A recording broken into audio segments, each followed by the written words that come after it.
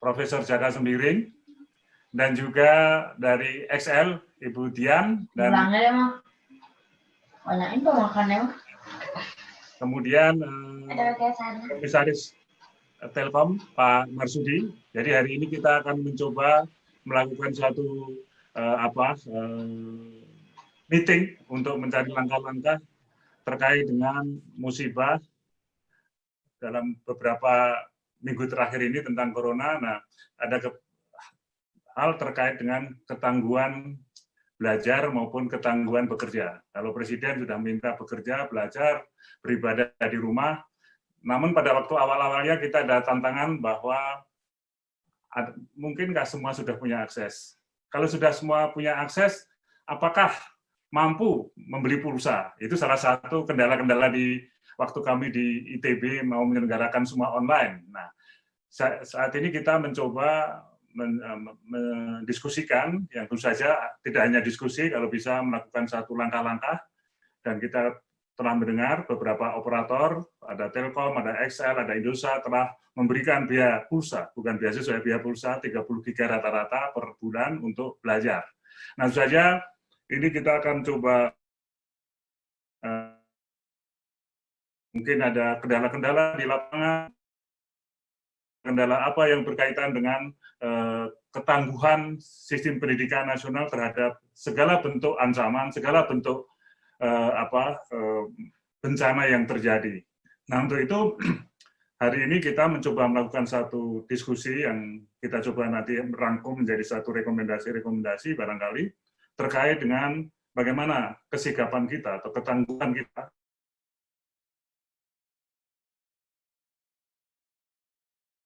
Undang-Undang 45, yaitu mencerdaskan kehidupan bangsa, yang ujung-ujungnya kesejahteraan sosial, keadilan, dan perdamaian dunia. Untuk itu kami yang pertama kita mengundang Bapak Dirjen Dikti, Profesor Nizam, yang bisa membeberkan sejauh mana sistem pendidikan dengan situasi seperti ini, dan bagaimana harapan-harapan dan respon-respon sehingga sistem pendidikan ini bisa jalan dengan baik dan tumbuh menjadikan sesuai dengan Undang-Undang 45. Kami persilakan Profesor Nizam.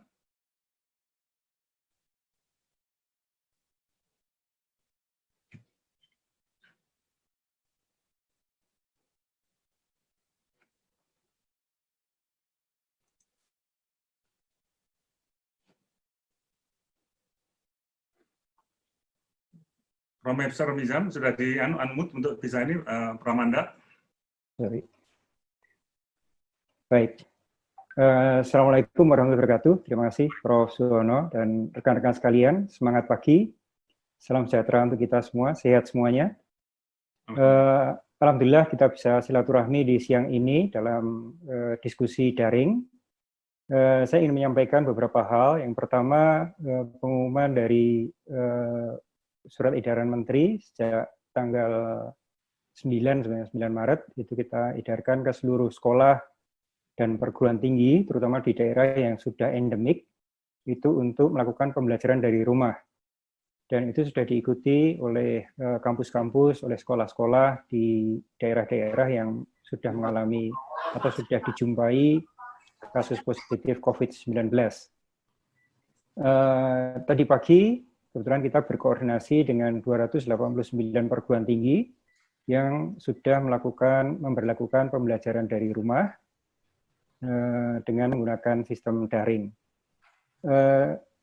Beberapa hal yang kita lakukan, jadi pembelajaran daring saya rasa sudah banyak dilakukan oleh perguruan tinggi kita, tapi dalam kondisi saat ini dengan kita meminta mahasiswa untuk semuanya belajar dari rumah, maka banyak isu yang harus kita persiapkan. Pertama, ya ampun. Tentu mohon mikrofon dimatikan yang tidak sedang bicara. Pertama adalah tentu kesiapan infrastruktur pembelajaran daring itu sendiri. Bagi perguruan tinggi yang sudah mempunyai infrastruktur pembelajaran daring seperti LMS, kemudian juga repositori yang cukup, kemudian juga sistem daring yang sudah berjalan, begitu, tentu tidak menjadi masalah. Tapi sebagian besar perguruan tinggi kita belum memiliki platform atau sistem yang baik untuk pembelajaran daring. Nah, untuk itu kita lakukan sharing, berbagi. Jadi saat ini sudah 289 perguruan tinggi yang membuat open access pada repositori mereka untuk pembelajaran, dan beberapa juga membuka platformnya. Jadi pembelajaran seperti UT misalnya memberikan platformnya untuk LMS, Moodle-nya, untuk dipakai oleh perguruan tinggi yang belum mempunyai platform LMS. Secara nasional kita juga bekerja sama dengan Google misalnya untuk memporting Google Sheet secara komplit, jadi full version dari Google Sheet. Di dalamnya ada Google Classroom, ada Hangout dan sebagainya, termasuk Office-nya, untuk dipakai secara gratis oleh perguruan tinggi yang belum punya platform pembelajaran daring. Dan ini kita porting secara nasional, jadi kita punya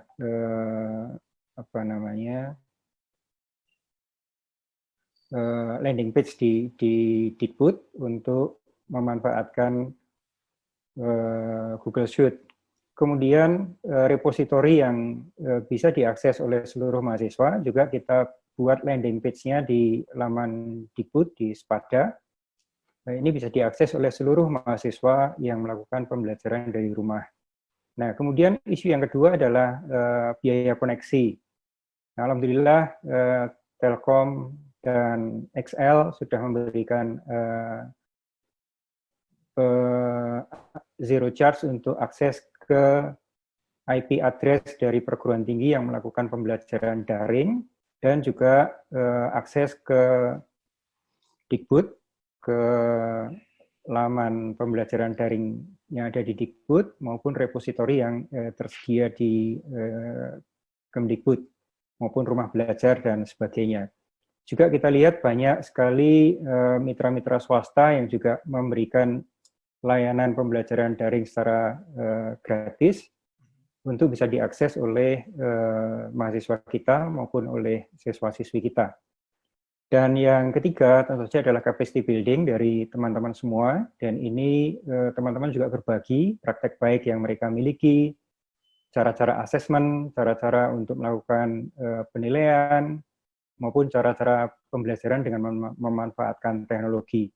Tentu pembelajaran daring tidak semuanya harus sinkronus, jadi pembelajaran yang berbasis asinkronus juga bisa kita manfaatkan, baik itu melalui mailing list, melalui media sosial seperti Line, ataupun WhatsApp, dan Telegram, dan sebagainya juga menjadi moda pembelajaran yang baik, interaksi antara dosen dan mahasiswa.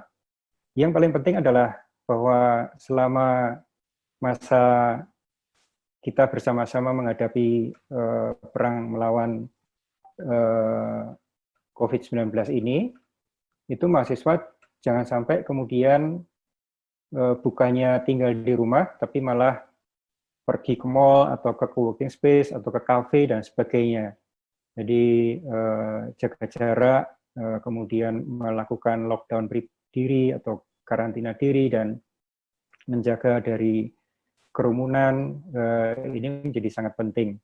Dan kita sedang merencanakan untuk kita selenggarakan beberapa lecture series dari prominent figures begitu, yang bisa diakses oleh seluruh mahasiswa di Indonesia. Jadi saya ucapkan terima kasih sekali dukungan dari perusahaan telekomunikasi dan juga dari Kominfo, Prof. Suwono dan kawan-kawan untuk bisa memberikan akses yang tidak berbayar pada titik-titik IP yang memang dipakai untuk pembelajaran daring, sehingga equal access itu bisa terselenggara bagi anak-anak kita semua.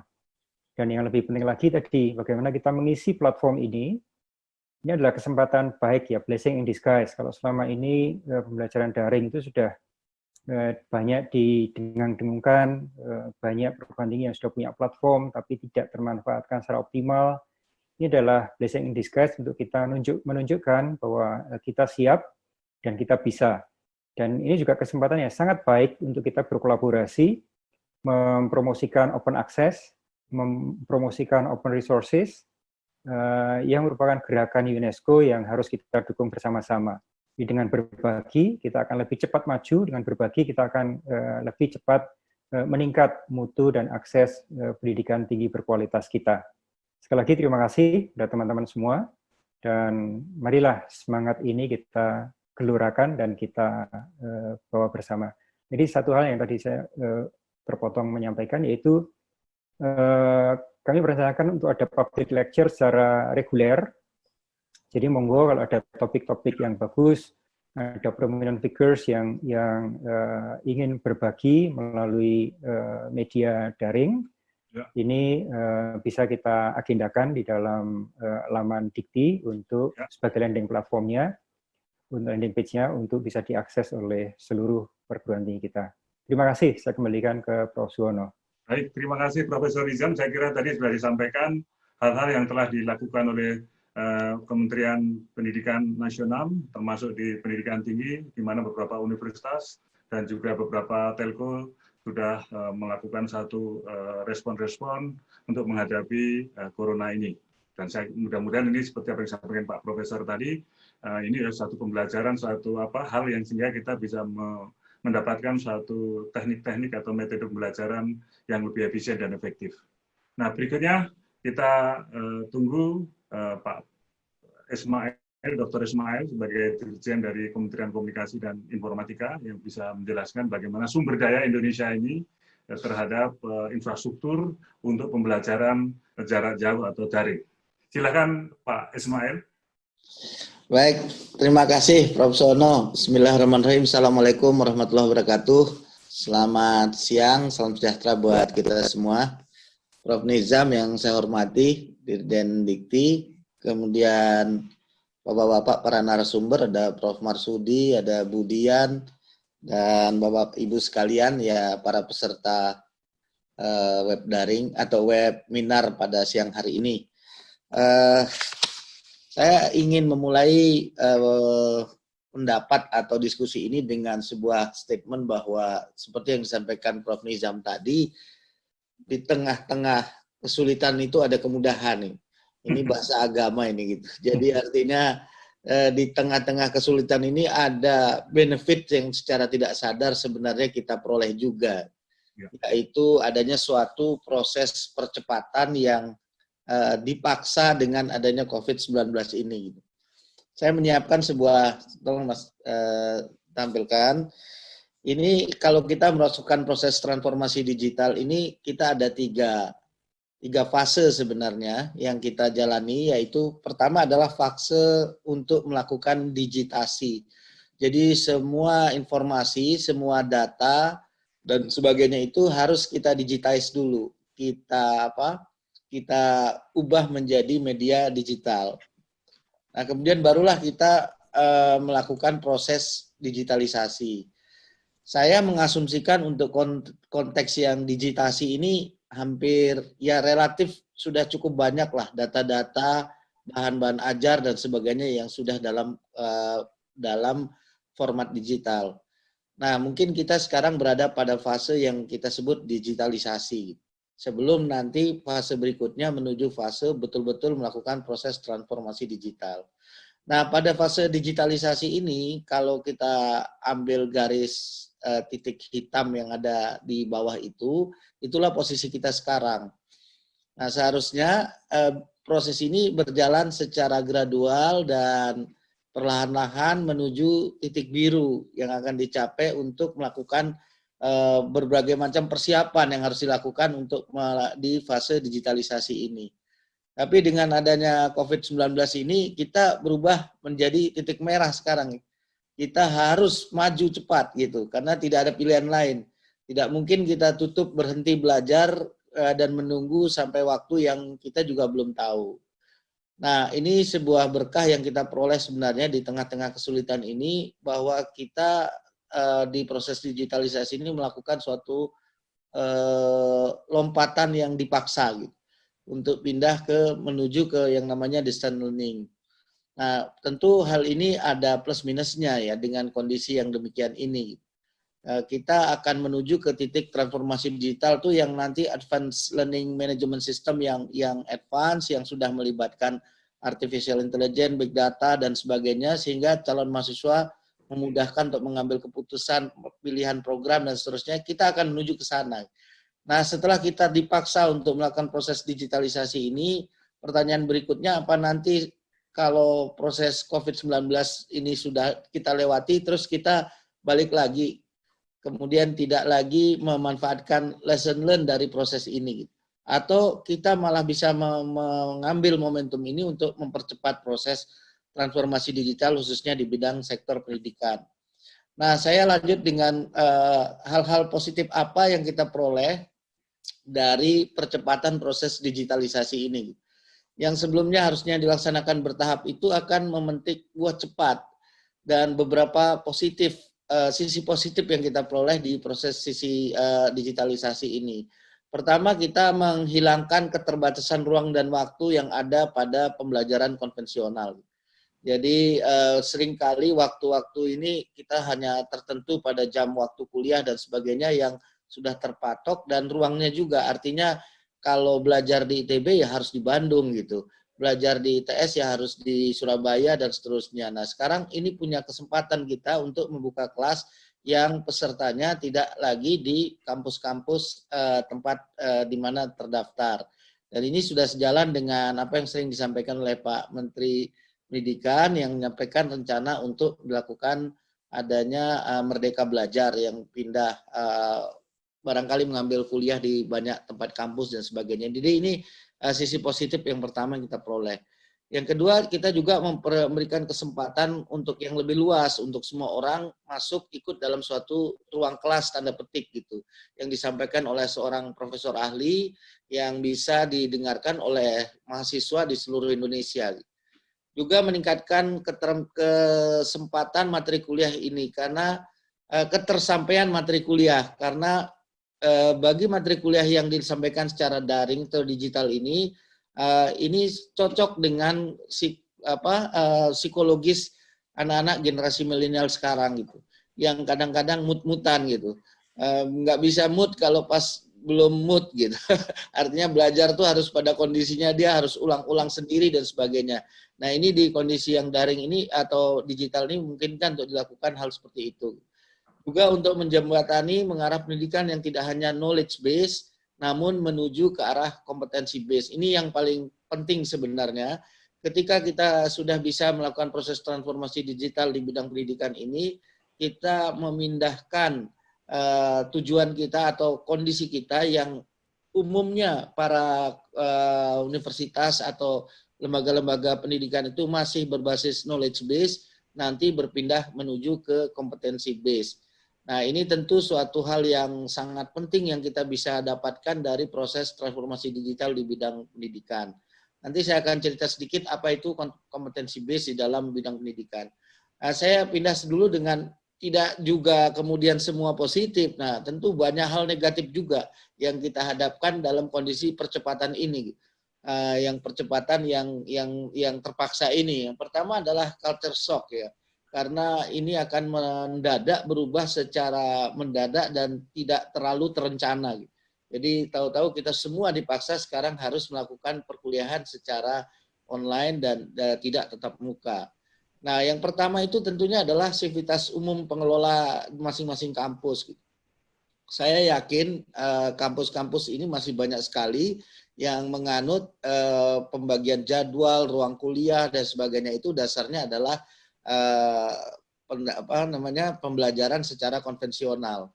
Nah, dengan berubah menjadi online basis seperti ini, kemungkinan besar sivitas umum pendidikan ini juga akan mengalami gagap secara waktu yang singkat ini.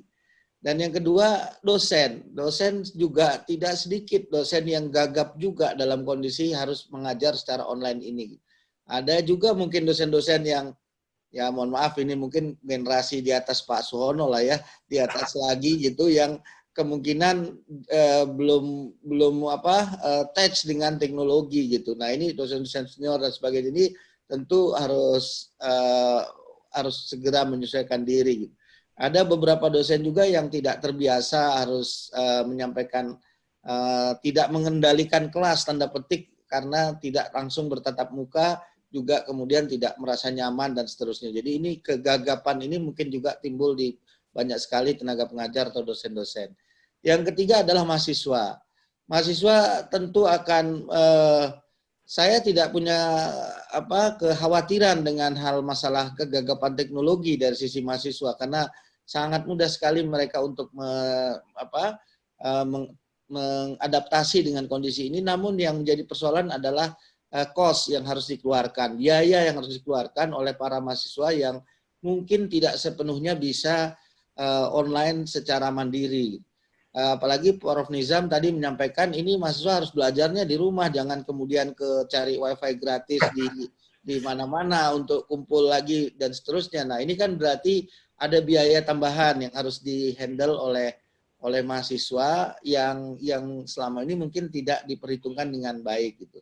Mungkin saja mereka sudah bayar kuliah, sudah punya ruang kos, udah itu ya kuota biasa-biasa aja, kuota biasa. Nah, sekarang kuota tentu harus besar sekali karena harus mengikuti banyak kuliah melalui daring. Nah, ini salah satu isu di tingkat mahasiswa yang perlu kita selesaikan.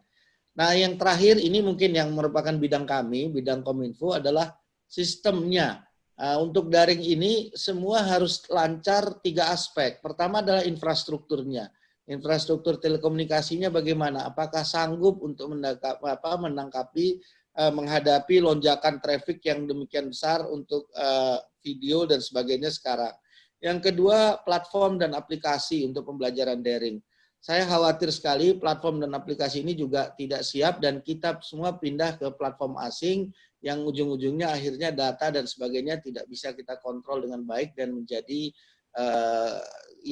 negara ini kehilangan kesempatan untuk mendapat data informasi yang semua dipindahkan ke platform asing. Nah, yang ketiga ini juga menjadi concern kita adalah biaya akses yang harus affordable untuk menjawab kesulitan-kesulitan terutama dari aspek mahasiswa tadi. Nah, lanjut ini mungkin slide terakhir dari saya, pendalaman sedikit tentang infrastruktur.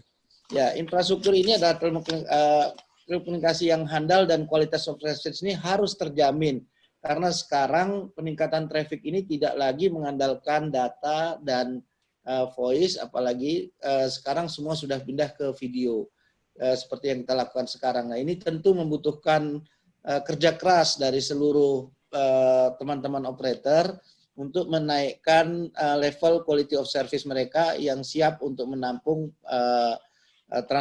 informasi video yang sangat besar yang beredar, tidak hanya sektor pendidikan, tapi kantor semua dan sebagainya ini sekarang semua pindah ke video. Yang kedua, ini saya titip tadi ke para sivitas akademika, tolong cepat ini melakukan perubahan sistem administrasi di kampus dengan menghandle yang masalah kegagapan waktu dan sebagainya akibat dari perubahan dari sistem konvensional menuju ke sistem online atau daring ini. Yang ketiga adalah capacity building tenaga pengajar. Ini juga di banyak-banyak kampus atau bahkan sekolah-sekolah karena ini tidak hanya di level perguruan tinggi tapi juga di SMA, SMP dan sebagainya apalagi SD. Nah, bagaimana dengan capacity building dosen-dosen dan guru-guru untuk segera bisa memanfaatkan teknologi, bergeser perannya dari yang semula hanya memberikan kuliah namun berubah menjadi konsep fasilitator. Karena disinilah letaknya nanti ke depan untuk membangun critical thinking dari masyarakat kita atau generasi muda kita, maka teknik pendekatan guru dan tenaga pengajar ini harus sudah berubah menuju model fasilitator. Dan terakhir affordability mahasiswa ini yang akan kita touch secara bersama-sama baik dari pemerintah dalam hal ini Kementerian Pendidikan dan juga Kementerian kita, Kominfo, dan bersama-sama dengan telco operators, mungkin Pak Dirjen Dikti juga harus mulai berpikir tentang adanya relokasi atau alokasi anggaran yang harus diperlukan yang juga bisa mensupport langsung bagi teman-teman mahasiswa kita atau adik-adik kita ini untuk bisa mendapat subsidi dalam kari mungkin tanda petik agar bisa connect dengan pita lebar atau broadband karena ini konteksnya adalah informasi video. Jadi asumsi yang kita pakai sekarang semua sudah punya laptop, semua sudah punya HP, smartphone. Apakah benar demikian gitu? Berapa persen mungkin nanti pelajar mahasiswa yang tidak bisa akhirnya terpaksa harus keluar lagi, terpaksa harus kumpul-kumpul lagi, harus cari tempat di tempat co-working space dan sebagainya karena tidak mampu, bukan karena tidak mau gitu. Nah ini hal yang terakhir yang ingin saya sampaikan, perlu kita lakukan solusi secepat-cepatnya dengan teman-teman telco operator. Saya kira itu profesional yang saya bisa sampaikan siang hari ini. Mudah-mudahan ada manfaatnya dan terima kasih. Assalamualaikum warahmatullahi wabarakatuh. Terima kasih Pak Ismail atas sharing yang saya kira sangat baik dengan beberapa penjelasan dan kaitannya dengan bagaimana kita ketangguhan di dalam infrastruktur maupun dikaitkan dengan transformasi digital, mulai dari digitization maupun transformasi digital. Berikutnya masih ada, karena Pak Profesor Jaka Sembiring itu ada rapat mendadak juga online dengan Senat ITB. Beliau lebih takut pada Senat ITB kelihatannya. Padahal saya sharing apa itu tadi pagi juga ada orang yang dua narasumber. Jadi kanannya ada pakai untuk suatu tujuan tertentu, yang kanannya misalkan untuk webinar yang lain. Ternyata harus fokus di Senat ITB. Nah, kami lanjutkan kepada Profesor Marsudi sebagai Komisaris PT Telkom. Ini judulnya Pak Ismail itu juga komisaris Telkom. Ini Prof. Marsudi, udah bener tuh Prof. Marsudi. Iya, ini ada perkumpulan komisaris, ini ada 3 komisaris BUMN di sini. Profesor Marsudi, silakan, senior saya ini. Yang senior siapa? Yang senior ya Prof. Hono inilah yang senior. Oke, selamat siang semuanya, Pak Ismail, Prof. Hono, dan Bapak Ibu narasumber yang lain. Jadi saya ingat ya, kalau kita bicara pendidikan online itu sebetulnya 10 tahun yang lalu Aptikom itu sudah memulai. Waktu itu saya dengan teman-teman menginisiasi pendidikan untuk dosen-dosen S2 online. Dan pada waktu itu meskipun internet belum sehebat sekarang, belum semula sekarang, itu bisa jalan. Lulusannya mungkin sudah ada 1000-an barangkali. Mungkin Prof. Nizam ingat ya dulu PJJ Aptikom kita. Tetapi kalau saya lihat tuh masalah utama kalau kita bicara mengenai pendidikan online itu bukan di sana. Ada, saya menambahkan apa yang disampaikan oleh Pak Ismail tadi.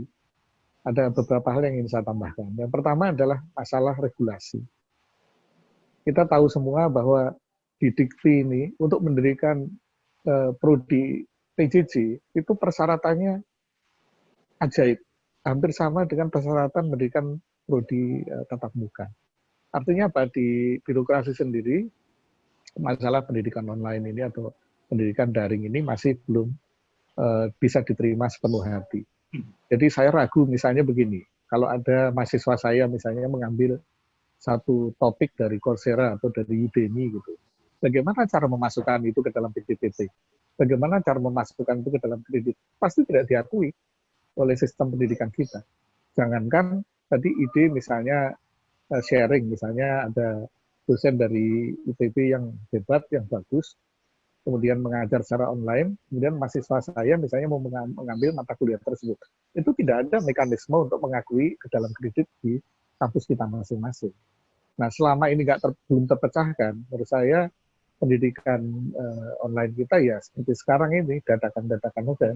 Ada virus, ya sudahlah belajar di rumah gitu. Tapi tidak betul-betul seperti pembelajaran online pada semestinya. Jadi yang pertama saya kira harus di Kementerian Pendidikan sendiri harus bisa atau merubah bagaimana pendidikan online ini bisa diintegrasikan ke dalam sistem pendidikan nasional kita. Nah, yang kedua adalah kita bicara mengenai bahwa pendidikan online itu adalah merubah kultur. Dan Pak Ismail sudah banyak bicara mengenai kultur, saya menambahkan saja. Ya, kultur pertama dari kultur dari guru dan dosennya sendiri. 2 tahun yang lalu saya menulis buku ini. Buku ini judulnya Revolusi Mengajar. Buku ini tahun 2016 pernah menjadi bestseller di Gramedia dan sudah saya trainingkan di 400 kabupaten kota dan diikuti lebih dari 200.000 guru dan dosen. Untuk merubah kultur ini, bagaimana kultur kita pada masa lalu itu adalah pembelajaran di kelas, ya. Kemudian kultur sekarang adalah pembelajaran e-learning. Ke depan adalah kultur kita adalah pembelajaran mobile. Ini yang saya tulis di buku ini. Nanti Prof. Bono saya kirim lah. Ya. Siap. Punya. Nah, di beberapa kampus dan beberapa sekolah sudah mengadopsi itu. Tetapi paling sulit adalah menghadapi kultur tadi. Sebagai contoh misalnya begini, ada salah satu sekolah di Jawa Timur yang sudah mengadopsi buku ini dan kemudian menerapkan dalam pembelajarannya. Tapi apa yang terjadi? Oleh pengawas ditegur. Kenapa? Karena murid-muridnya itu membawa gadget ke dalam kelas. Nah, ini berarti kan tidak terjadi tidak sinkron antara regulator dengan apa yang dilakukan di sekolah. Misalnya akibatnya apa? Yang terjadi banyak sekolah-sekolah termasuk kampus-kampus yang masih melarang mahasiswanya ketika kita mengajar mereka bermain gadget misalnya. Entah menyalakan HP-nya, entah menyalakan laptopnya, atau menggunakan tablet. Karena kita, guru atau dosen ingin menjadi pusat perhatian dari seluruh kelas. Nah inilah yang pertama dirubah kulturnya adalah kultur dari pengajar yang disebut oleh Pak Ismail tadi sebagai fasilitator. Ada semua di buku saya ini saya tuliskan. Nah yang kedua adalah kultur dari mahasiswanya sendiri ketika belajar. Ketika kita menggunakan pembelajaran daring, maka kelas itu menjadi terbalik harusnya. Mahasiswa belajar kalau sekarang kan mahasiswa belajar di kampus atau di sekolah, kemudian mengerjakan tugas di rumah. Nah, menurut saya ini harus dibalik nanti. Mahasiswa itu belajar di mana saja, datang ke kampus itu apa? Untuk diskusi, untuk diuji, dan sebagainya. Nah, ini memerlukan bahwa mahasiswa itu paham mengenai bahwa belajar itu bisa dilakukan di mana saja.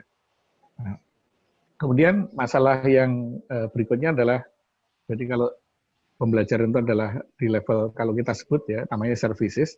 Services itu berdiri di atas platform. Nah, kalau saya bicara platform, ada dua platform di sini. Platform yang pertama adalah platform pembelajarannya sendiri, teknologinya sendiri. Teknologi tidak sulit, tapi betul yang terjadi, yang sekarang terjadi karena kita dadakan begini, yang terjadi sampaikan Pak Ismail tadi betul terjadi bahwa sekarang platform-platform yang digunakan adalah platform-platform yang termasuk yang kita gunakan untuk webinar ini adalah platform yang ada di milik asing gitu. Sehingga kita bisa kehilangan kesempatan emas ketika misalnya, saya tidak anti dengan menggunakan Zoom seperti ini ya, tapi kalau nanti ini secara masif digunakan, maka banyak platform-platform bikinan bangsa kita yang bagus-bagus itu akan tertinggal gitu. Sebagai contoh misalnya ada YouMeetMe, itu platform buatan Indonesia ya, tapi nggak banyak terdengar misalnya. Nah, tapi platform digital ini menjadi satu masalah sendiri. Kita harus memiliki sebuah platform digital yang baik, yang bisa digunakan paling tidak itu secara masif oleh hampir semua atau mayoritas pendidikan kita atau institusi pendidikan kita, dan digunakan oleh para dosen dan mahasiswa kita. Nah, platform yang kedua adalah platform manusianya, kulturnya. Kultur tadi, kultur dosen, kultur guru tadi sudah banyak dibahas oleh Pak Ismail juga, bahwa mindset kita ini selalu berpandangan bahwa mengajar secara tatap muka itu mengajar secara daring itu sama saja dengan mengajar tatap muka, padahal itu teori pendidikannya berbeda, teori pengajarannya berbeda gitu. Nah, kalau yang terjadi bahwa mengajar secara online sama dengan kita mengajar tatap muka, pasti tidak kena karena menggunakan metodologi yang berbeda. Nah, kemudian di bawah platform ada namanya connectivity. Tadi Pak Ismail sudah membahas connectivity, tapi saya mau membahas dari aspek yang lain. Ini kebetulan ada urusan sedikit dengan Telkom juga jadinya. Connectivity dibandingkan pada waktu Aptikom dulu menginisiasi pembelajaran online, itu jauh lebih bagus sekarang. Kecepatannya jauh lebih tinggi, harganya lebih murah. Nah, yang saya khawatir begini, kita ini ya mungkin karena sekarang keadaan darurat, nggak apa-apa lah, mau gratis, mau murah itu boleh lah. Tapi ini nggak sehat. Kalau kita dibiasakan atau mahasiswa dan dosen dibiasakan kuotanya harus murah, kalau bisa gratis, nanti bisa-bisa Pak Ismail dan saya nggak gajian. Kalau Pak Ismail kan masih gajian dari Kominfo, lah saya nggak gajian lagi gitu. Bapak kan ngajar di mana-mana. Telkom nanti pendapatannya. Tapi harus diingat begini, agak lucu ya, pengalaman saya mengajar di kampus saya mengajar sekarang ya. Saya mengajar pembelajaran online. Mahasiswanya itu betul mengerjakan tugas dan belajarnya itu di Starbucks.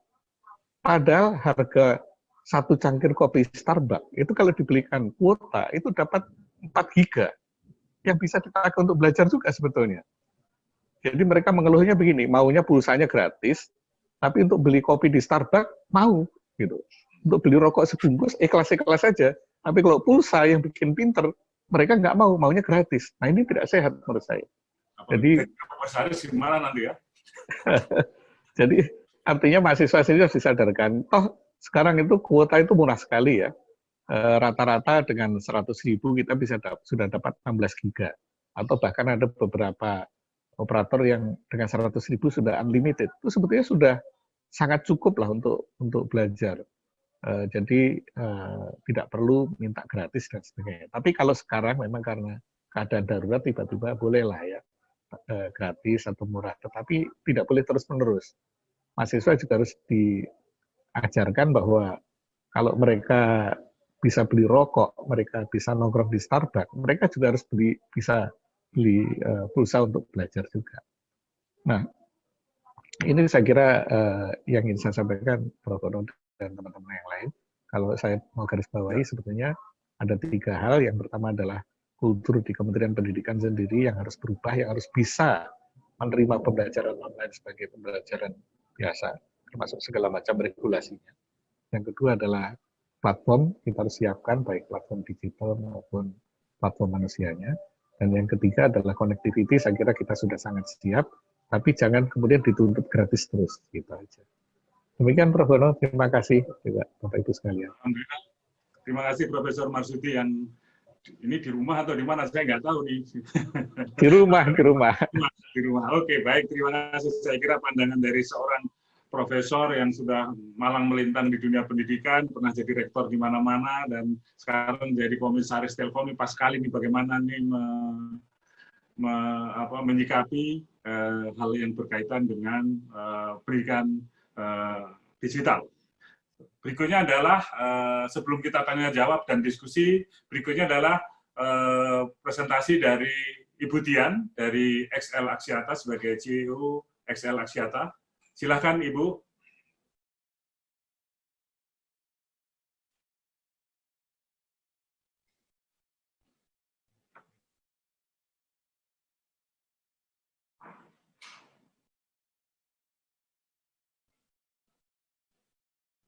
Ini jadi untuk kesempatan kali ini saya ingin share sedikit mengenai pemikiran kami ya tentang ketangguhan sistem pendidikan nasional menghadapi COVID-19.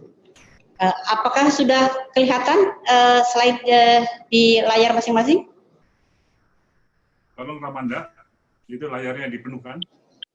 Sudah ada ya? Ya, layarnya sudah kebaca. Oke.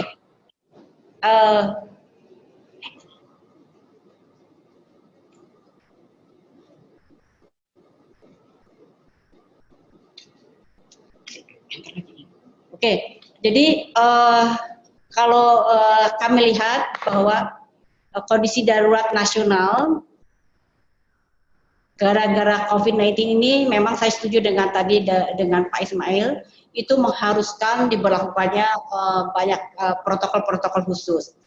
Misalnya protokol social distancing yang mewajibkan kita bekerja dan bersekolah dari rumah.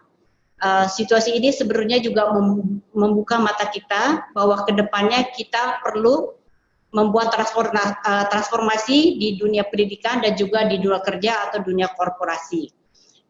Kenapa demikian? Karena misalnya belajar di rumah itu memaksa institusi pendidikan maupun siswa untuk mengikuti model pendidikan yang baru, di mana dari sisi penyampaiannya tidak terkungkung oleh ruang kelas, yang memberikan tanggung jawab lebih pada siswa untuk melakukan research dan tidak hanya menunggu guru memberikan penjelasan dan memaksa siswa untuk lebih disiplin dalam membagi waktu dan mengumpulkan hasil kerja mereka.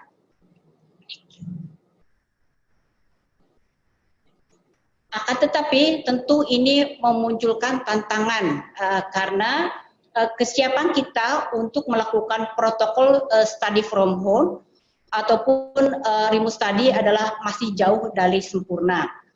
Hal ini menimbulkan tantangan yang harus dihadapi oleh baik tenaga pendidik maupun siswa dan orang tuanya, dan juga tantangan dari sisi kesiapan teknologi penunjang oleh penyelenggara pendidikan. Jadi misalnya seperti tadi yang sudah dibicarakan oleh narasumber sebelumnya, tantangan dari tenaga pendidik adalah bahwa tidak semuanya siap untuk go digital. Kemudian tantangan dari siswa dan orang tuanya karena memang belum terbiasa untuk belajar dari rumah. Ya. Kemudian juga tantangan dari sisi teknologi yang harus digunakan.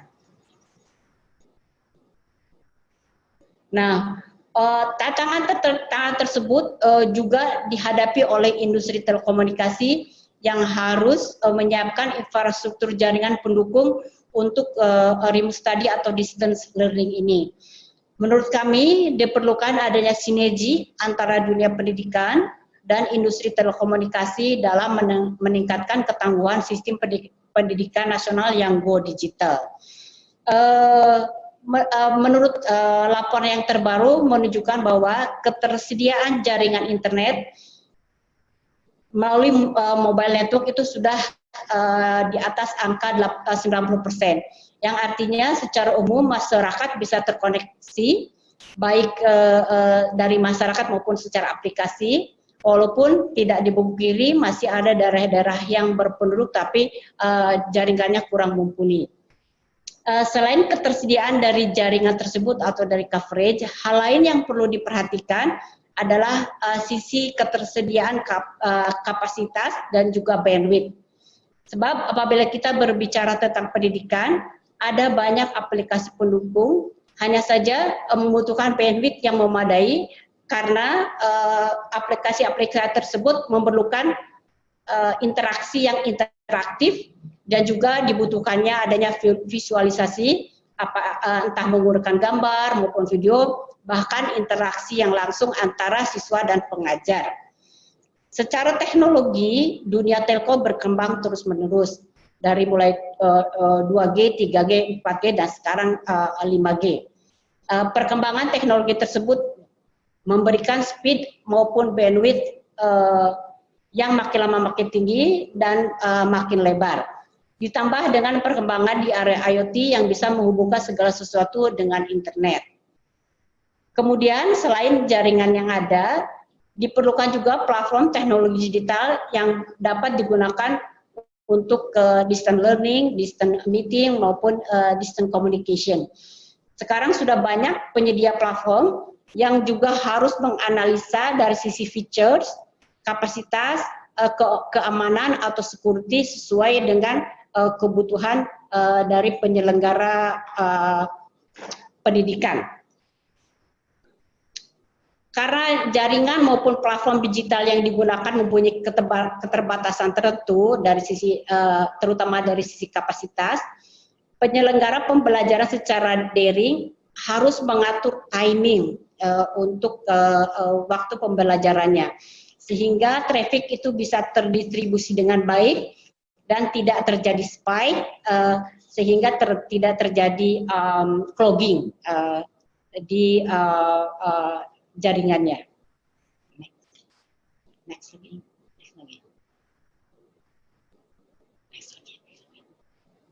Nah, tadi sempat ditanyakan oleh Pak Ismail maupun Prof. Suhono mengenai bagaimana kesiapan jaringan dari para operator. Jadi untuk pembelajaran secara daring ini memang memerlukan teknologi yang terbaru, yaitu teknologi 4,5G.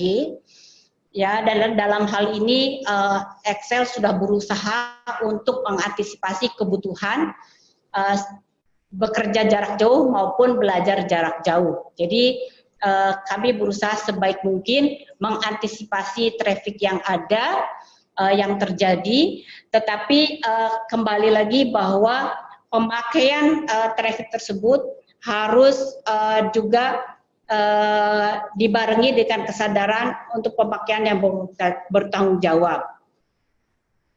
Jadi stay home ini membuat traffic tidak hanya traffic untuk belajar dan bekerja yang naik, tapi juga traffic dari sisi entertainment. Sekarang setelah 1 minggu diberlakukan stay home ini, kelihatannya yang lebih naik tajam itu adalah traffic ke YouTube dan platform video yang lain, misalnya iFlix, Netflix dan sebagainya. Sehingga kalau memang kebutuhan untuk distance learning dan juga working from home itu tinggi, traffic yang ke arah aplikasi-aplikasi tersebut harus diprioritaskan. Dan juga balik lagi, harus ada kesadaran juga dari masyarakat untuk pemakaian yang bertanggung jawab.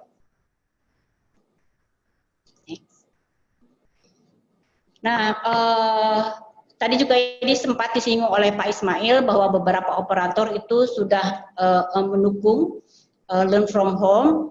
Jadi sebagai wujud nyata, kami juga sudah memberikan free access ke beberapa situs untuk pembelajaran dan juga beberapa situs informasi dari untuk pemerintah dan juga untuk situs e-meeting atau e-communication. Kami juga siap berkolaborasi dengan dunia pendidikan untuk mengembangkan lebih lanjut digitalisasi di dunia pendidikan. Contohnya adalah bekerja sama untuk manajemen perangkat atau BYOB, kemudian juga penggunaan IoT untuk kontrol dan juga tracking, kemudian juga pelayanan yang lebih terintegrasi untuk cloud dan data analytics. Jadi menurut saya kita harus bekerja sama dengan sebaik mungkin, karena situasi ini memang situasi yang sebelumnya kita tidak expect ya, tidak kita perkirakan akan terjadi secepat ini. Jadi memang diperlukan akselerasi untuk pembelajaran atau learning curve sehingga digitalisasi yang kita harapkan bersama itu bisa terjadi dengan lancar. Mungkin sekian saja sharing dari saya. Sebagai penutup, saya membuka partnership yang seluas mungkin dengan dunia pendidikan, tentu dengan tidak hanya dengan dunia pendidikan, tapi juga kementerian yang lain, sehingga kita bisa bersama-sama menghadapi situasi yang sulit ini dan mendapatkan kebermanfaatan yang optimum. Terima kasih. Wassalamualaikum warahmatullahi wabarakatuh. Amin. Terima kasih Bu Dian yang telah memaparkan begitu clear bagaimana peran dari XL Axiata terkait dengan bencana nasional ini atau internasional secara nyata untuk pendidikan Indonesia. Nah, saya mungkin akan mewakili Profesor Jaka, ini lagi rapat Senat beliau, jadi beliau sebagai Wakil Rektor yang akademik harus di Senat. Jadi secara garis besar ITB juga sudah mulai meliburkan untuk tidak bisa masuk kampus mulai tanggal 18 kemarin, dan pendidikan diganti dengan online.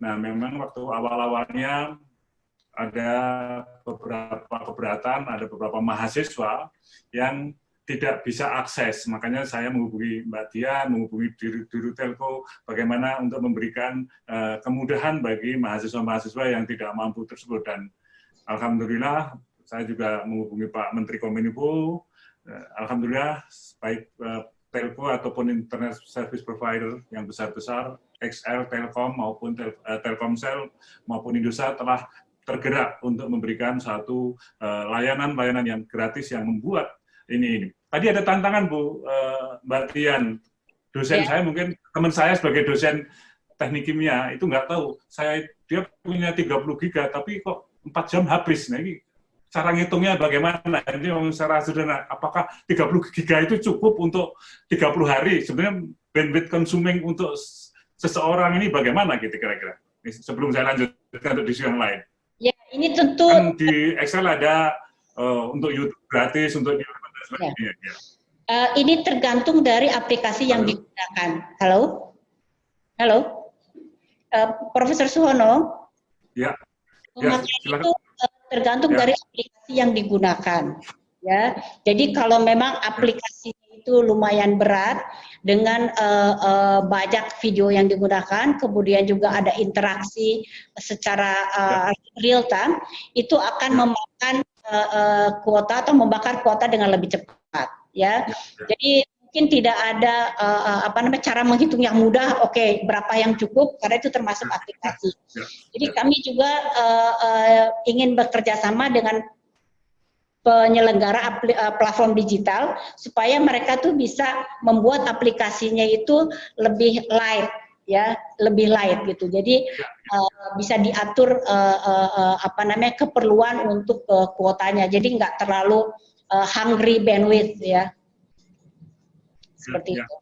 Ya, memang akhirnya antara supply and demand, beberapa model yang tidak perlu real time, tidak perlu interaksi dan sebagainya. Nah, ini saya kira tantangan juga seperti disampaikan Mbak Dian tadi, bagaimana provider pembelajaran online bisa meminimalisasikan interaktif real time sehingga akan bandwidth yang minimize. Baik, kalau begitu kita mulai dengan diskusi. Mungkin ada pertanyaan atau komentar dari para peserta yang ini maksimum sampai berapa ratus gitu ya. Mungkin Rahmanda sebagai tim bisa melihat, memberikan pada siapa pertanyaan-pertanyaan dan untuk siapa.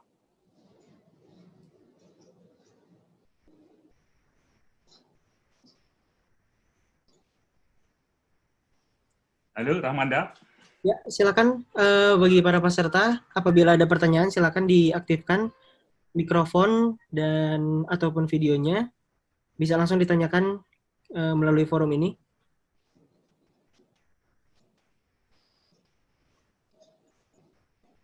Ada pertanyaan Bapak Ibu sekalian?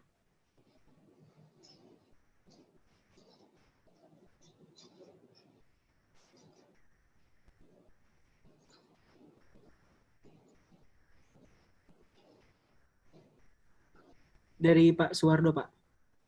Dari siapa? Silakan. Baik, terima kasih. Selamat siang Prof. Suhono dan Bapak-Bapak pembicara. Pada siang hari ini, saya semangat sekali mencoba teknologi yang sekarang tinggal menerapkan dan potensinya sangat besar sekali untuk pembelajaran. Saya mencoba berbagai hal, namun kesimpulannya adalah kendala koneksi internet, Bapak. Bagaimana kira-kira koneksi internet ini bisa lebih baik?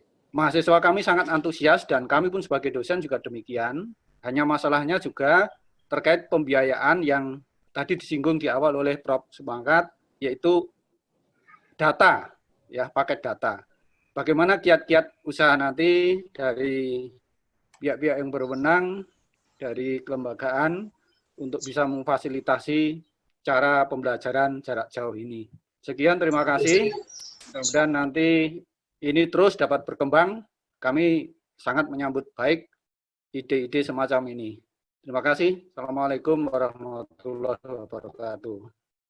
Ada 3 pertanyaan sekalian berikutnya. Terima kasih. Memperkenalkan Pak Suwarto tadi dari mana ya?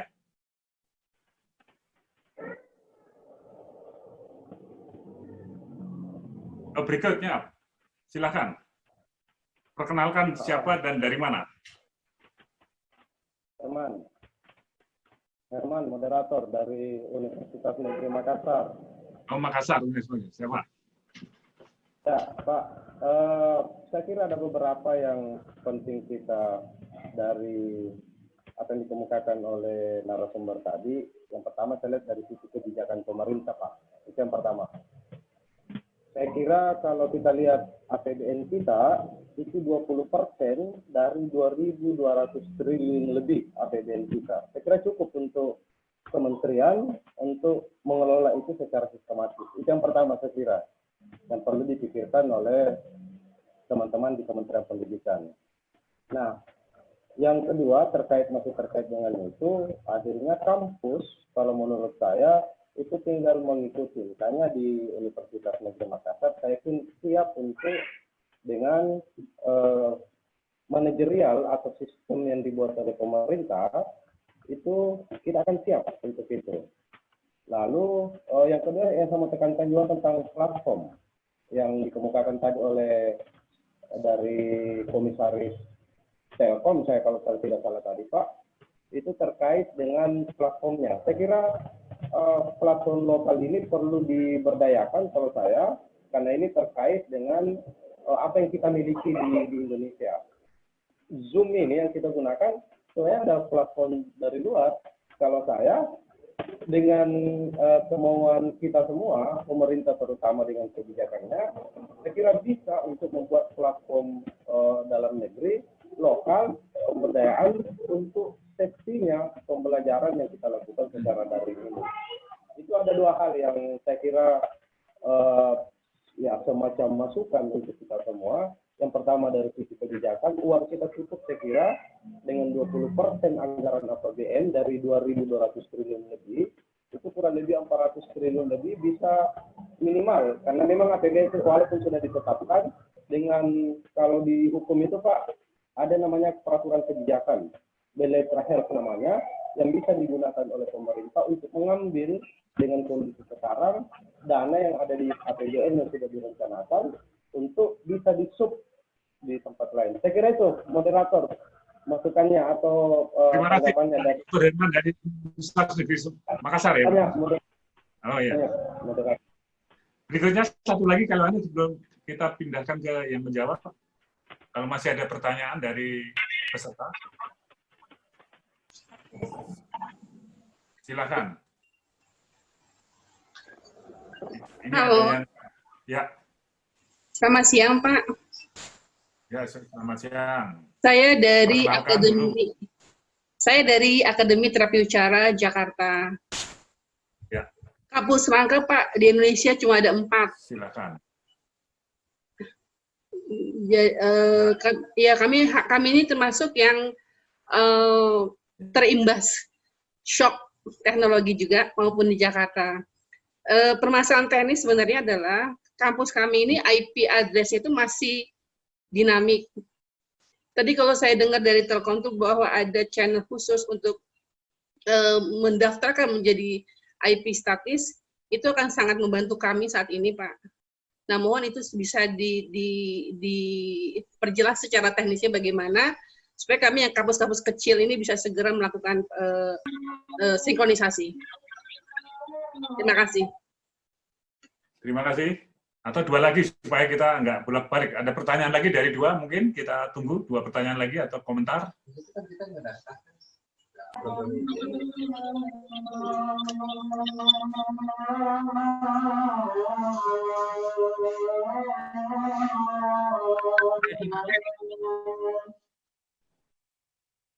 Silakan kalau ada pertanyaan berikutnya.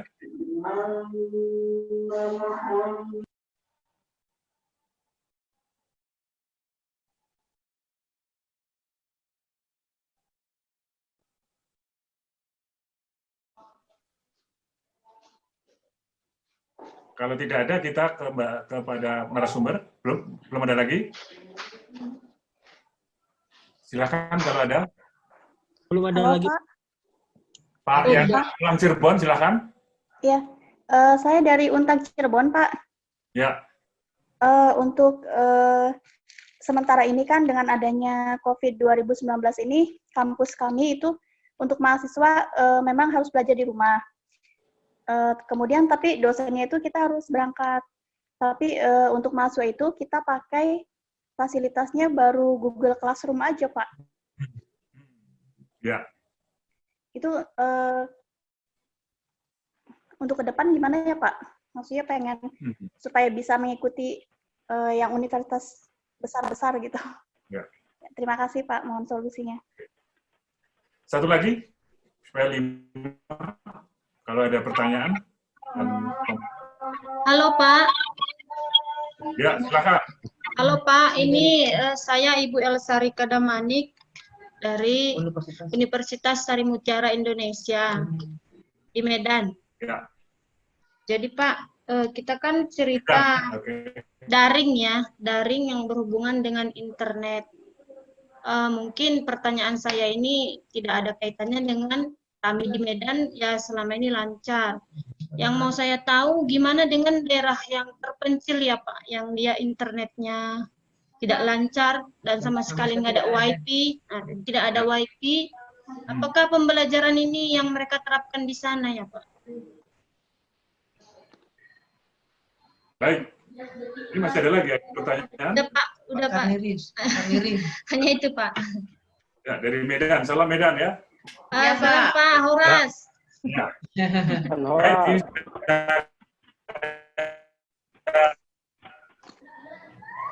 5 pertanyaan berbagai macam tantangan, mungkin dari anggaran tadi sudah dibahas bahwa APBN terkait pendidikan itu 20% untuk pendidikan, 400 triliun.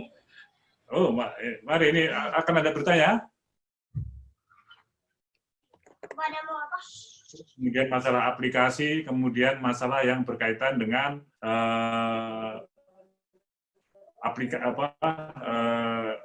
jaringan dan sebagainya. Untuk itu kami persilahkan kepada para narasumber, mungkin kita mulai dari Profesor Nizam, kemudian Profesor Ismail, Pak Profesor Marsudi, dan Bu Dian. Silakan komentar dari masing-masing narasumber. Oke, terima kasih Prof. Hono. Mungkin saya jawab pertama dari tadi, isu tentang anggaran. Anggaran pendidikan itu meskipun kelihatannya besar, tapi itu 80% adalah ke daerah. Dan yang tinggal di pusat itu mungkin sekitar 70% ke daerah langsung, 30% di pusat. Dari 30% itu terbagi kira-kira menjadi 3. 10%-nya ke Kementerian Agama, 10% tinggal di Dikbud, 10%-nya di Ristek dan kementerian-kementerian lain. Jadi Dikbud ini hanya 10% dari seluruh anggaran itu. Dan 10% itu pun, itu 80%-nya. Nah, itu adalah anggaran yang nanti digunakan untuk bidik misi, untuk beasiswa, dan sebagainya. Jadi hanya 20% dari 20%, 4% yang anggaran itu dikelola oleh pusat. Jadi jangan salah persepsi tentang anggaran ini. Seolah-olah anggaran itu semuanya ada di Dikbud. Dikbud hanya mengelola kurang dari 4%. Kemudian tadi tentang sistem pembelajaran daring nih dari Prof. Marsudi tadi, apakah bisa diakui? Sekarang sangat bisa diakui. Jadi sekarang misalnya seorang mahasiswa itu mengambil mata kuliah di tempat lain, itu bisa tercatat di PD Dikti bahwa dia mata kuliah A, B, C, D, E diambil di perguruan tinggi lain, baik yang aksesnya fisik maupun yang aksesnya daring. Kemudian yang paling penting juga bahwa pembelajaran daring itu tidak hanya belajar dari YouTube selesai atau belajar dari Udemy selesai, karena di situ harus ada asesmen, harus ada betul bahwa kompetensinya tercapai. Nah, oleh karena itu tutor, mentor, asesor itu sangat penting. Kita jangan melihat bahwa daring itu seolah-olah dengan komputer cukup, tapi buat di balik pembelajaran daring itu juga banyak aspek lain yang untuk memastikan bahwa mahasiswa itu terbantu dan mendapatkan nilai tambah dari pembelajaran daring tersebut, dan kompetensi yang harus dia capai itu betul-betul tercapai. Nah, ini sejauh ini yang kita yakini adalah modelnya minimal harus blended ya, tidak hanya sepenuhnya kemudian berbasis daring selesai, seperti yang dilakukan oleh UT selama ini. Jadi ada pusat-pusat pembelajaran jarak jauhnya. Kemudian tentang platform itu banyak sekali tersedia, baik yang sifatnya public domain, open access, open source, maupun yang proprietary ya. Dan kita mendorong open source, open access, kita sudah merupakan salah satu negara yang sudah menandatangani konvensi UNESCO untuk open access, open resources, tetapi memang itu belum dipraktekkan secara luas oleh teman-teman perguruan tinggi. Ini yang kita ingin dorong, bagaimana teman-teman perguruan tinggi itu bisa mewujudkan open access, open resources, selama itu pendanaannya dari taxpayer money, mestinya itu sifatnya adalah open access, open source. Kemudian tentang tadi mungkin ada perguruan tinggi yang baru punya resources sedikit, nggak masalah. Jadi tidak harus kita semua lengkap dengan Moodle, semua lengkap dengan platform yang komplit begitu ya. Pembelajaran daring itu bisa dilakukan dengan berbagai cara dan dengan berbagai keterbatasan yang ada. Tidak semuanya harus online seperti ini. Online seperti ini hanya dibutuhkan ketika kita memang perlu tatap muka. Tapi di lain itu asynchronous mode sangat banyak yang bisa kita lakukan. Memberikan tugas pada mahasiswa, flip classroom, kemudian project based learning, problem based learning, itu semua bisa kita lakukan tanpa harus memakan bandwidth yang besar sekali. Kalau seperti saat ini mungkin bandwidth-nya itu 4 GB habis dalam 1 jam. Jadi kalau semuanya pembelajaran semacam ini sehari habis 30 GB itu. Jadi itu yang harus dicamkan dan diketahui. Misalnya dalam video conference semacam ini, tidak semua video perlu hidup. Cukup yang sedang bicara aja yang hidup. Mikrofon juga begitu, sehingga memperkecil bandwidth. Nah, hal semacam itu memang perlu pembelajaran kita semua. Dan sebetulnya panduan-panduan yang sudah dikembangkan oleh banyak perguruan tinggi itu dan aksesibel oleh semuanya, itu sudah tersedia cukup banyak. Bagaimana melakukan pembelajaran yang baik, bermudah pada distance learning, bermudah pada blended learning, dan sebagainya, seperti yang dituliskan oleh Prof. Marsudi, yang tersedia banyak sekali di UT, di laman UT. Jadi monggo lah kita berbagi, kita bersama-sama bergotong royong untuk mengangkat platform pendidikan tinggi kita ini secara bersama-sama. Saya yakin kita bisa. Terima kasih. Silakan berikut. Terima kasih Pak Profesor Nizam. Berikutnya Pak Ismail, monggo, tentang infrastruktur saja banyak ini. Silakan Pak Is. Baik, terima kasih Pak Sono. Saya ada beberapa yang perlu saya soroti tentang dari Pak Suwardo dan Bu Boru Sinaga ya tadi dari Medan itu. Pak Suwardo itu menyampaikan kendala koneksi internet, padahal beliau di Semarang katanya tadi nih. Kualitasnya juga dan gimana supaya murah gitu. Tentu ini sebuah tantangan secara umum yang disampaikan bahwa kita harus diakui download speed internet di Indonesia ini belum bagus-bagus amat gitu, masih banyak hal yang harus diimprove untuk meningkatkan kualitas agar yang sifatnya online dan video communication seperti ini bisa berjalan dengan lancar. Ada kalau kita bicara di layer infrastruktur tentu kita bicara backbone dan akses. Nah, untuk backbone alhamdulillah sebenarnya Indonesia sudah menyelesaikan PR-nya dengan membangun palaparing project yang sudah kita tuntaskan sampai dengan pelosok-pelosok tanah air. Jadi semua ibu kota kabupaten itu sekarang sudah connected dengan backbone optical fiber. Sehingga kendala backbone relatifly di Indonesia ini sudah bisa diatasi. Tapi untuk bicara akses kita masih banyak masalah karena akses ini sangat mengandalkan akses mobile communication, berarti artinya traffic itu sebagian besar ada di penyelenggara seluler.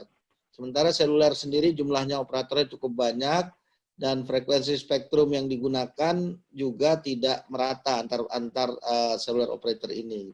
Sehingga tentu ini sebuah kendala yang harus kami atasi juga agar masing-masing telco operator atau seluler operator ini memiliki spektrum frekuensi yang memadai sehingga bisa menyiapkan akses yang sebaik-baiknya buat masyarakat. Di belakang akses ini semua harus ditopang dengan fiber optik juga. Jadi antar BTS juga harus disupport dengan fiber optik.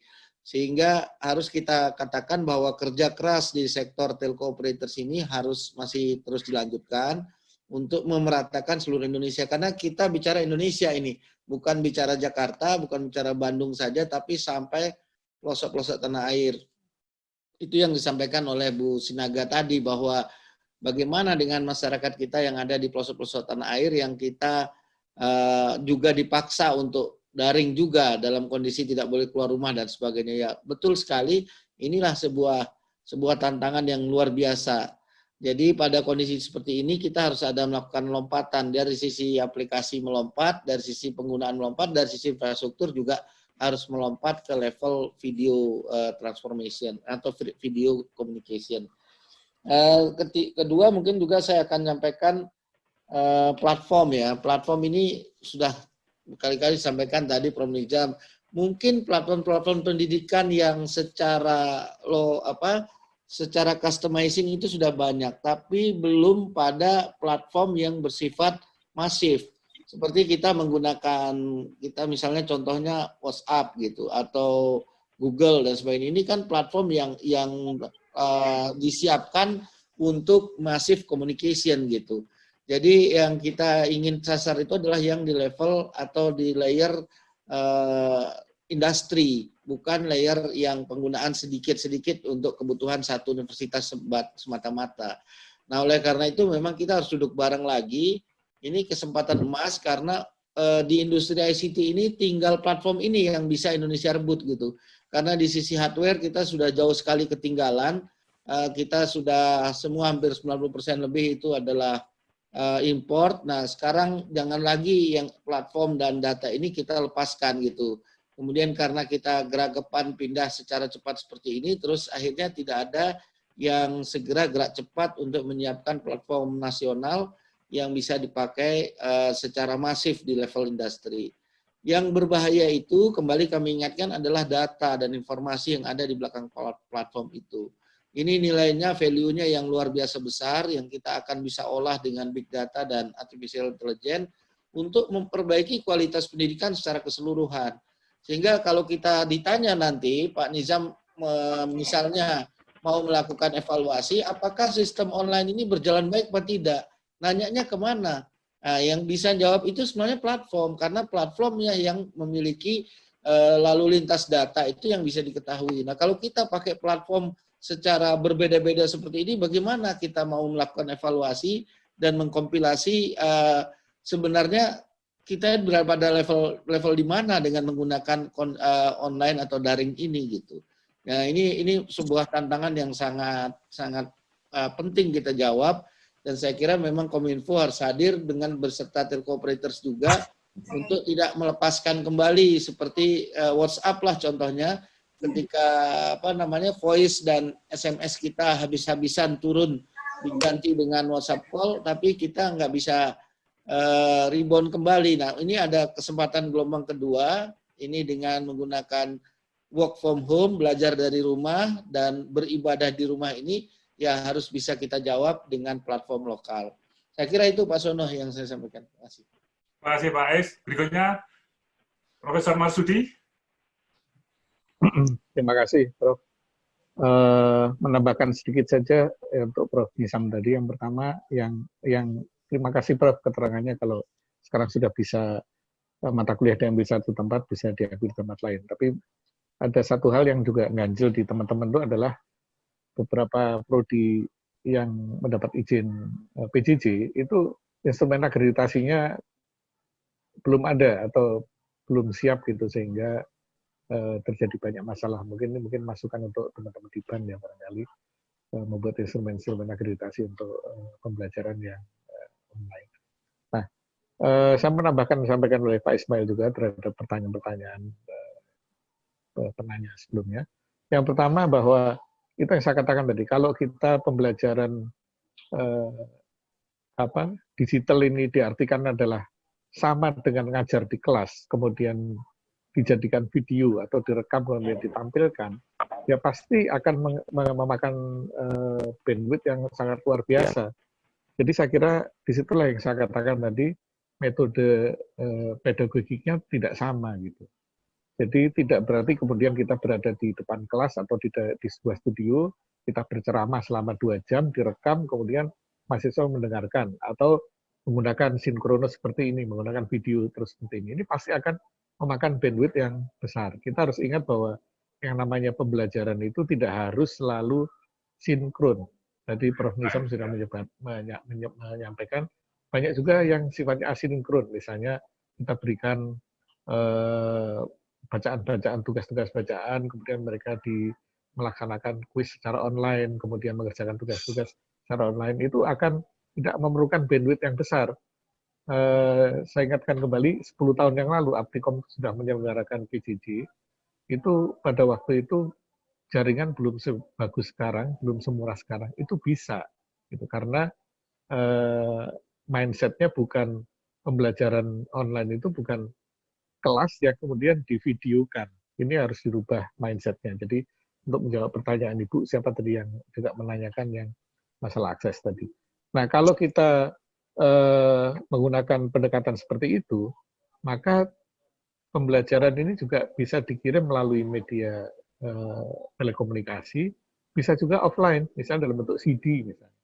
Untuk daerah-daerah terpencil misalnya bisa dibuat dalam bentuk CD atau dalam bentuk media-media digital yang lain yang kemudian dikirim. Pengalaman saya waktu membantu pemerintah Provinsi Jogja untuk pembelajaran online untuk SD dan SMP waktu itu ada bantuan dari Jepang ya.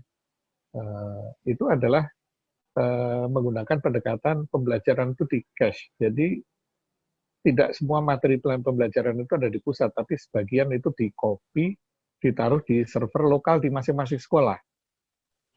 Sehingga server di sekolah itu masing-masing yang mensinkronisasi terhadap bahan-bahan ajar, kemudian masing-masing murid di sekolah tersebut menggunakan bandwidth lokal saja, menggunakan jaringan lokal untuk mengakses server yang ada di sekolahnya. Ini menghemat banyak sekali bandwidth ya. Jadi tidak harus semua diakses dari luar negeri atau tidak semua harus diakses dari Jakarta misalnya. Kita bisa punya local copy di daerah masing-masing sehingga materi pembelajaran tersebut tidak memerlukan bandwidth yang besar pada waktu di Indo. Nah, kemudian satu lagi yang terakhir adalah mengenai apa tadi ya, Ibu yang IP-nya statik tadi ya, IP-nya dynamic tadi. Saya nggak tahu, mungkin kalau Ibu menggunakan layanan dari Telkom. Telkom itu ada dua layanan. Layanan yang pertama IndiHome. IndiHome itu adalah digunakan untuk di rumah-rumah, sehingga diberikan IP-nya itu dynamic. Sementara untuk yang kantor-kantor atau sekolah-sekolah atau kampus-kampus atau badan usaha itu menggunakan ASP.NET yang IP-nya statik. Nah, mungkin Ibu langganannya IndiHome, jangan-jangan gitu ya.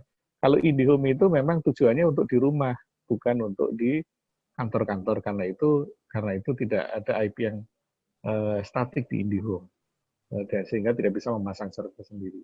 Itu kalau Ibu menggunakan IndiHome ya, tapi kalau menggunakan yang lain saya tidak tahu. Tapi kalau di Telkom itu memang ada dua layanan, ASP.NET yang untuk badan usaha dan untuk organisasi, dan yang kedua adalah IndiHome yang digunakan untuk di rumah.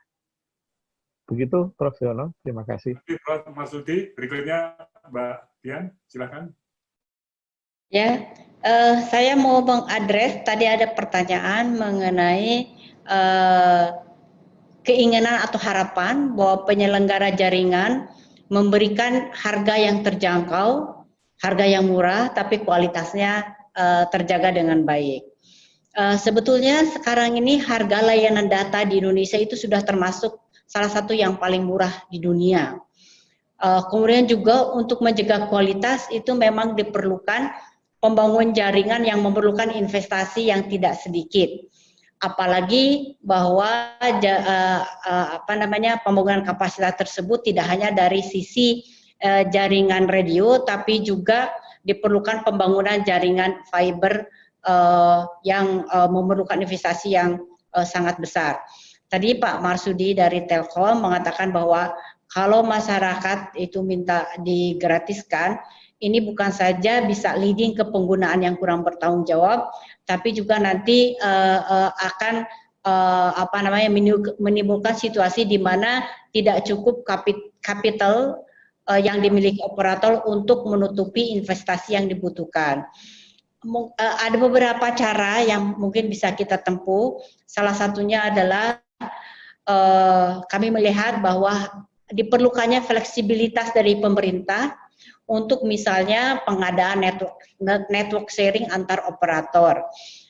Saya yakin dalam hal ini Pak Ismail dan tim Kominfo sudah sedang menyiapkan regulasi untuk memberlakukan hal ini. Jadi network sharing tersebut bukan untuk mengurangi investasi, tapi untuk mendapatkan hasil atau kapasitas atau cakupan yang lebih besar untuk tingkat investasi yang sama. hal ini juga memerlukan kesadaran dari para operator bahwa sekarang ini bukan waktunya lagi berkompetisi di infrastruktur.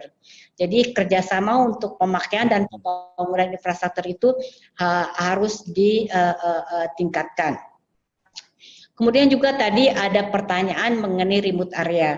Barangkali untuk remote area ini pemerintah juga bisa menggalakkan penggunaan dana USO dan operator siap untuk bekerja sama dengan pemerintah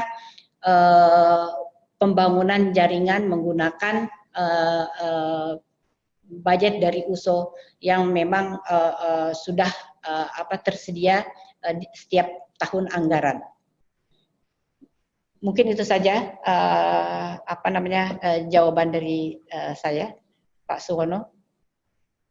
Terima kasih Mbak Dian. Jadi ini sudah 1 jam mata kuliah, ini 90 menit, hampir 90 menit lebih dari 100 menit. Jadi saya kira karena Bapak Dirjen-Dirjen dan juga Ibu CEO saya dan Pak Komisaris sangat sibuk, nah mungkin kita tutup. Nah dengan beberapa hal memang kita memerlukan satu sistem ketangguhan dengan segala ancaman, segala bencana, dan teknologi informasi dan komunikasi memungkinkan solusi yang tidak kontak fisik, kita bisa belajar di rumah, bisa ibadah di rumah, bisa kerja di rumah. Tetapi di Indonesia variasinya cukup lumayan, baik variasi di dalam aksesibilitas maupun variasi dari sumber daya manusia memahami, mengerti terhadap penggunaan teknologi informasi ini. Tantangannya masih besar untuk ke depan. Nah, bagaimana kita bisa memberikan satu solusi-solusi yang multi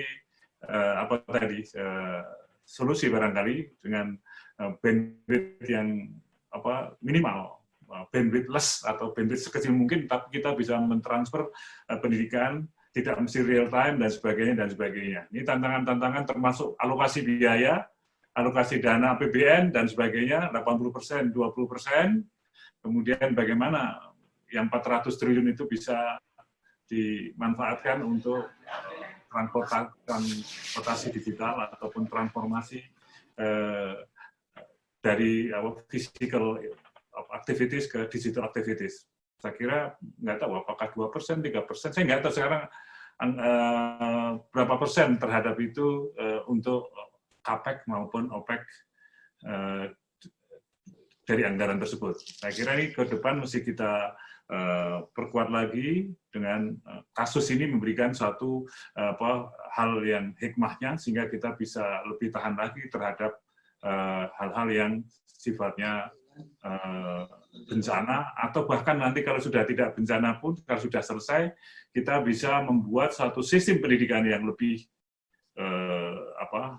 lebih cerdas. Nah ini saya kira ke depan kita perlu mengembangkan satu sistem pendidikan yang lebih cerdas terhadap platform-platform. Tadi Pak Ismail juga pesan bagaimana Indonesia itu satu-satunya kesempatan sekarang mengembangkan platform, jangan juga platform-platform juga dari impor dan sebagainya. Dan dari Bu Dian tadi pesan bagaimana kolaborasi antar operator, bukan persaingan di infrastruktur, tapi seperti Pak Ismail, kita platformnya itu bagaimana sehingga rakyat ataupun citizen bisa menikmati untuk kepentingan kemajuan sesuai dengan Indonesia dibangun, yaitu kesejahteraan, keadilan, perdamaian, dan mencerdaskan kehidupan bangsa itu basic.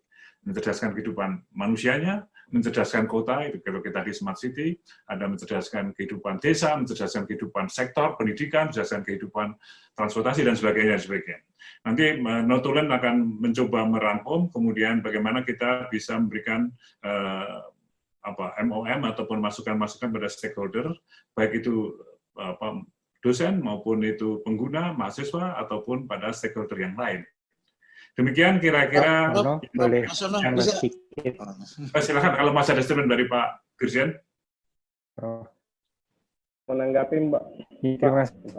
Saya jadi ingat 6 tahun lalu 2013 itu nasional ujian itu, dan pada September 2013 saya diminta Pak Nuh Mendiknas pada waktu itu untuk memperbaiki atau merescue Puspendik, Pusat Penelitian Pendidikan.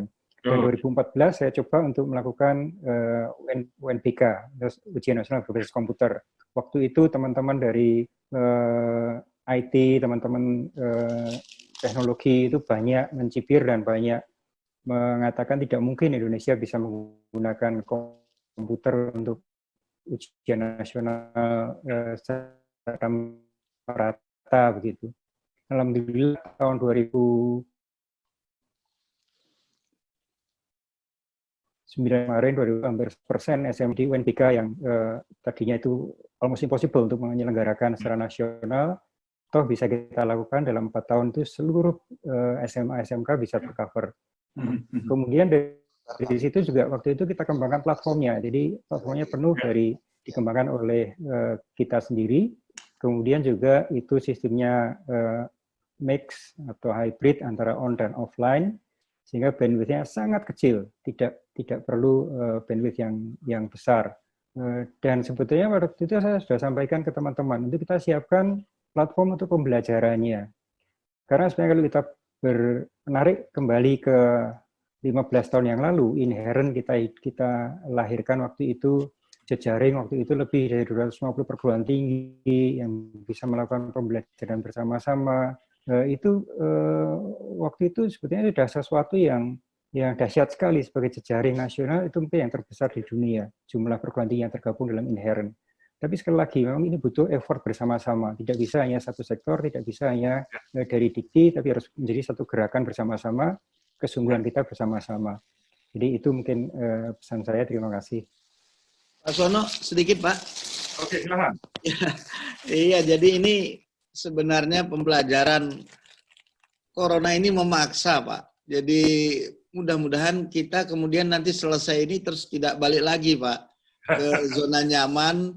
Karena sekarang ini yang seperti dibilang Pak Nizam tadi sulit sekali untuk bisa meyakinkan bahwa sebenarnya kalau kita pindah ke online itu banyak sekali manfaat yang kita peroleh sebagai bangsa gitu.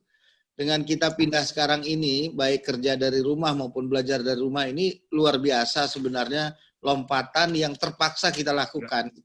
Nah mudah-mudahan ini tidak kemudian setelah selesai Corona kita balik lagi ke zona nyaman yang biasa lagi gitu. Saya paling nggak titip minimal buat ITB dulu lah. ITB ini kan kampus leading university teknologi. Mudah-mudahan bisa dilanjutkan terus. Berapa persen nanti yang dilanjutkan dengan daring terus gitu.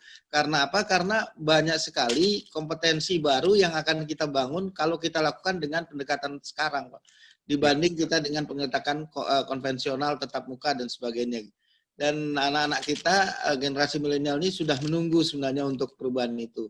Bahwa kita perlu banyak perbaikan di sisi sistem, ya kami akan bekerja keras juga dengan teman-teman telco operators, tapi bapak-bapak yang di sektor pendidikan ini jangan kemudian kembali lagi setelah 1-2 bulan lagi barangkali ke depan, kemudian bisnis as usual lagi untuk kemudian tidak memanfaatkan teknologi ini untuk kepentingan bangsa, mencerdaskan kehidupan bangsa. Saya kira itu aja Pak, pesan dari saya Pak. Terima kasih. Baik. Terima kasih. Masih ada lagi, saya kasih 1 atau 2 komentator atau pernyataan terakhir. Tanggapan Prof, minta maaf. Ya, saya kira yang pertama, Prof, saya mau menanggapi dari Prof dari Dikti. Saya kira untuk sekarang ini, ya, untuk bahwa kebijakan itu penting dari pemerintah. Itu yang saya istilahkan tadi dengan beletrahesnya pemerintah, peraturan kebijakannya pemerintah. Anggaran kita ini cukup besar, Prof. 20% dari 2.200 triliun yang saya katakan tadi. Tapi dengan pembagian yang konvensional ala APBN kemarin, ini kemudian menjadi masalah ketika kita dituntut untuk bekerja secara daring. Nah, itu pertama. Sehingga kemudian kalau saya, ini tidak menjadi pelajaran juga semua. Mari kita gunakan dan APBN itu dengan baik, diorganisir secara baik. Leadingnya sebenarnya ada di pemangku kebijakan, terutama di sini untuk penggunaan itu. Itu yang pertama. Dan yang kedua, mulai dari sekarang kalau saya memberi saran di sini adalah bagaimana kita buat platform lokal yang diorganisir berdasarkan kebijakan dari pemerintah, berdasarkan organisasi, sistematisasi dari pemerintah. Itu penting. saya kira Prof. Jadi ada dua yang menurut saya untuk jadi saya kira itu saja. Ya. Oke.